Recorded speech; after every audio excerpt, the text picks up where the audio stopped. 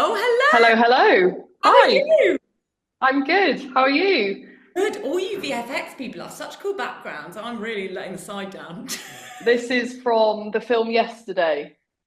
Oh, cool. Yeah. That's the film called Yesterday, not Yes, the film always. called Yesterday, where that guy wakes up and nobody knows who the Beatles are, so he rips off all their songs and becomes famous.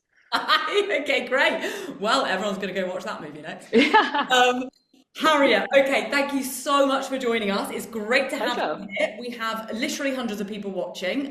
We've got, like I said, just to Simon, we have people streaming into classrooms or lecture theatres. So it's a good audience. Wow, amazing. You guys have drawn a large crowd. Okay, would you like to start by introducing yourself? Who are you, and tell us a bit about Union VFX? Of course. So, my name is Harriet, and I'm the Talent and Recruitment Manager at Union VFX.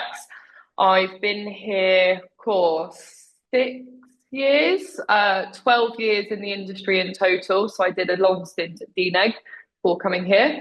Union Visual Effects, as you kind of touched on, is a smaller studio, but we still work on incredible projects. And I think that's what I love most about it.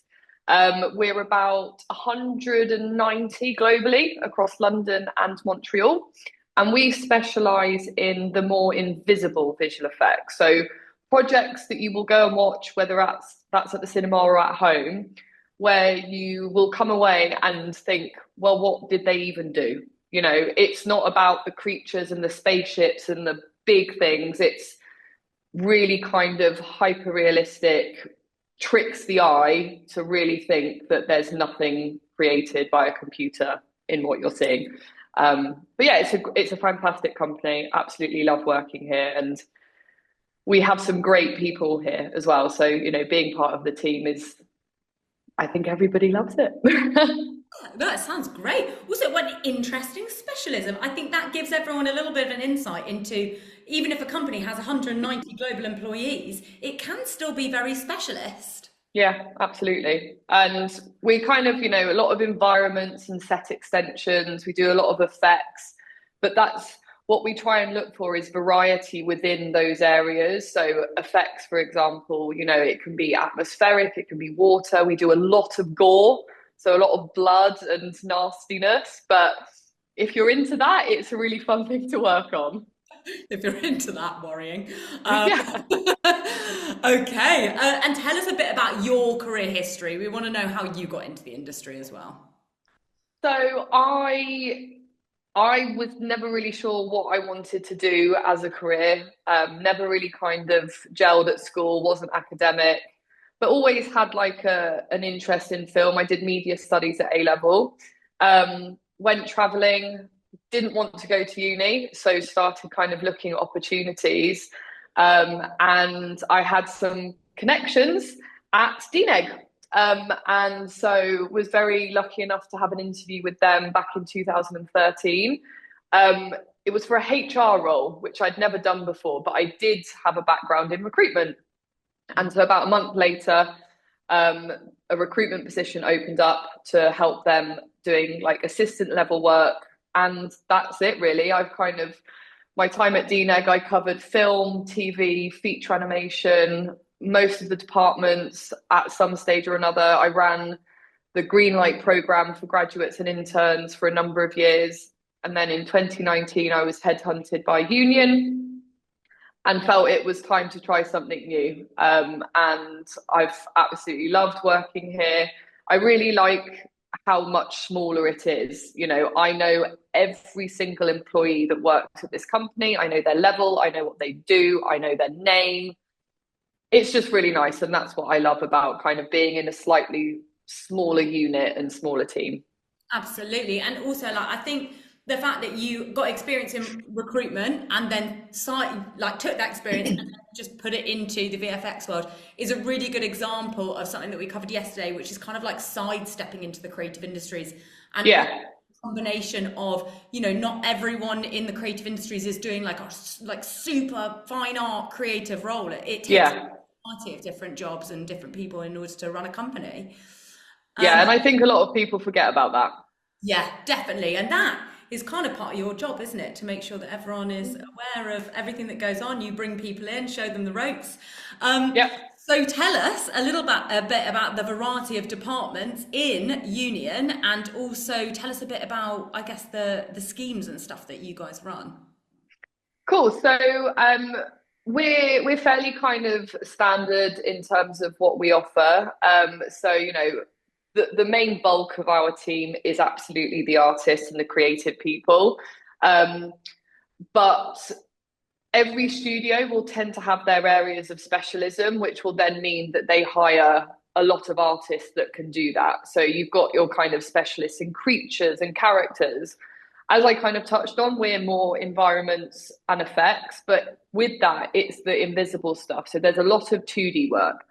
So our biggest department is compositing. It's our comp team, which, for those that don't know, is the final stage of the visual effects pipeline. They are the people, the artists, that bring all the different plates, all the different layers of a shot and put it together. Then we've got like our CG team, and since joining, CG has really evolved at Union. We were kind of more generalist focused, and we still are, but we've started expanding out into having specific artists that work in departments. So our lighting team has grown, our environments team has grown, our effects team has grown. We now have discipline supervisors that support the heads of department in looking after those artists, looking after and nurturing the talent. And then we've also got all the supporting departments that people forget about. Production, editorial, systems, technology, operations, facilities, the list is endless. And so there are a lot of ways you can get into somewhere like Union. That can be your first ever job, where you're maybe joining as a runner. It could be your second job, where you're ready to take that step into your first artist position or a production role. And then obviously there are the senior positions, lead positions, supervisor positions. So we'll always have kind of a nice range of things on offer when we're busy, which I think is really important, because Tim and Adam, who are the co-founders, really, really want to help nurture and develop junior people. And we've got artists and producers that literally started here as their first job and have worked their way up and are now producing shows or leading on projects. So we've got a really nice kind of background of internal development and seeing people progress up through the company. Yeah, absolutely. And it comes from kind of like the top, doesn't it? That is one of the core values of the business. That's very important. Yeah. And I'm assuming that's why everyone stays for so long. I'm assuming that, it's a very loyal company. Touch wood. And so what subjects and skills do you think a young person might kind of be able to identify now that would be useful for them in an environment like Union? I mean, it definitely depends on kind of the direction you feel you may want to go in, whether that is a creative role or actually it's a more supporting department. So, the ones that kind of stand out are IT, science, art, and maths. And I think people forget how, even if you're in a creative role, there are technical elements to that. And so having kind of a good foundation of that is really beneficial. There are other things like media studies, which again help with the theory of film and kind of the overall filmmaking process. And then over time, if you're thinking about going to university, you can really start to kind of hone that direction. And what is it that do I need to be doing in order to achieve the role that right now I think I want in the future? I think it's also really important to mention that your mind will change.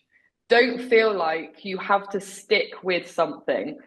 I've, hired people in the past who thought they wanted to be a 2D artist. So they start doing that training.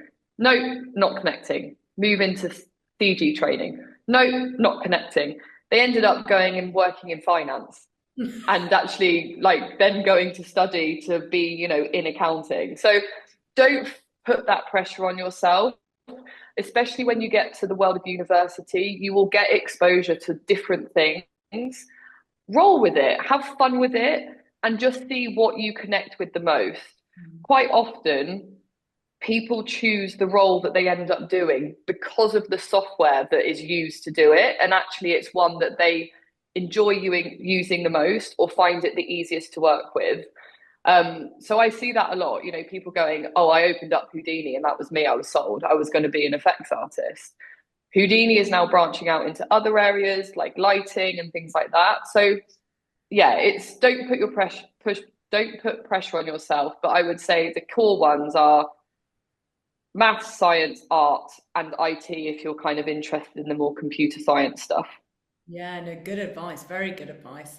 That's funny about the person going into finance. I know. I love that. Like, like you're saying, you've got to kind of see how you feel. You can't. Yeah. What do you connect with? Like, exactly. I do think as well, there's lots of people watching, I'm sure, who like the idea of being an identity of sorts, So a creative in a creative business, for example, there's a whole image in your head, isn't it? mm-hmm. That isn't for everyone. And also sometimes it's not that fun, actually. Yeah. Being the accountant is more fun and yeah. than being the creative. So keep a broad mind. Don't get fixed into an identity. Okay, in the last couple of minutes that we have left, do you guys have any programs, initiatives, or schemes coming up this year that young people might be able, like, now's a chance to plug anything that you have? So we don't have kind of set schemes. It's been a bit of a roller coaster for the industry, and so that has kind of derailed plans that we had. I would say that one thing we're hoping to do is start rolling out regular work experience opportunities where people can apply to basically come in for 3 days of, like, we're in 3 days a week on site, so it would be 3 days, Tuesday, Wednesday, Thursday. So you'd have the option to apply for a space on that. And then you'd have to submit an application. We want to make sure passionate people are coming in and people that want to know about the visual effects industry. It's not just about nepotism of my dad knows that person. These are people that actually have a real interest in visual effects and hearing about what we do. So hoping to run that towards the end of the year. We'll do a post on our social media, LinkedIn and website. So get following Union on all of those platforms if you don't already.